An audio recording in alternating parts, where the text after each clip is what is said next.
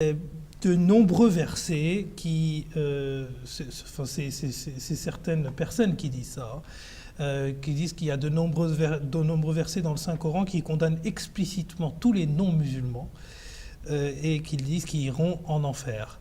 Alors, est-ce que c'est vrai que le Coran a établi un lieu par défaut pour les non-musulmans qui est celui de l'enfer? Est-ce qu'il n'y a pas de salut possible pour les autres? Eh bien, l'islam, c'est vraiment une religion qui ne monopolise pas le salut. Vous allez souvent voir des gens dans différentes religions, et malheureusement, aujourd'hui aussi parmi les musulmans, des gens qui vont dire qu'en fait, si vous n'appartenez pas à ma religion, eh bien, vous êtes voués à l'enfer, et aussi à un enfer éternel.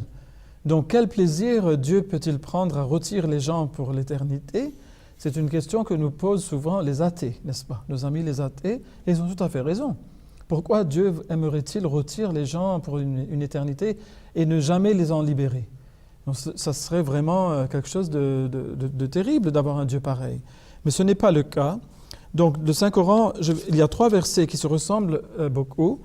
Je vais donc en lire un et ensuite je vais donner la traduction de tous les 3. Comme ça, vous pourrez voir de vous-même.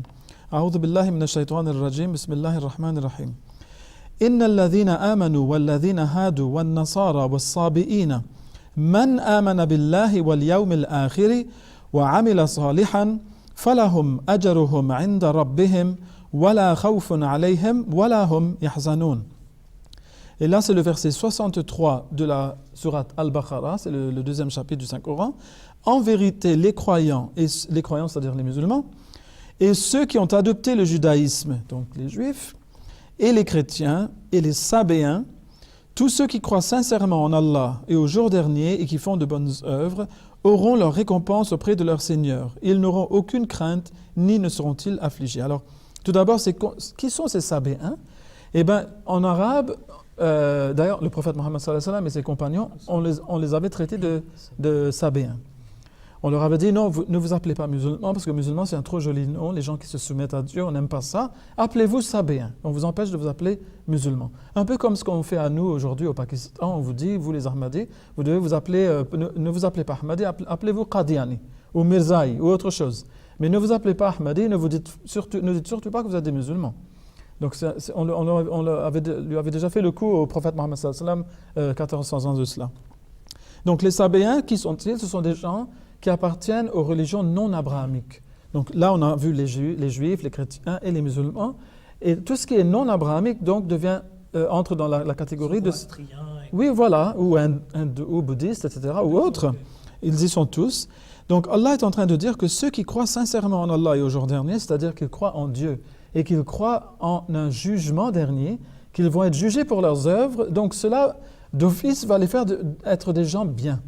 Parce qu'ils craindront le fait de devoir se tenir devant Dieu dans l'au-delà, dans l'autre vie. Donc ceux-là, ils auront leur récompense auprès de leur Seigneur. On ne leur dira pas, mais vous devez devenir musulman pour l'avoir.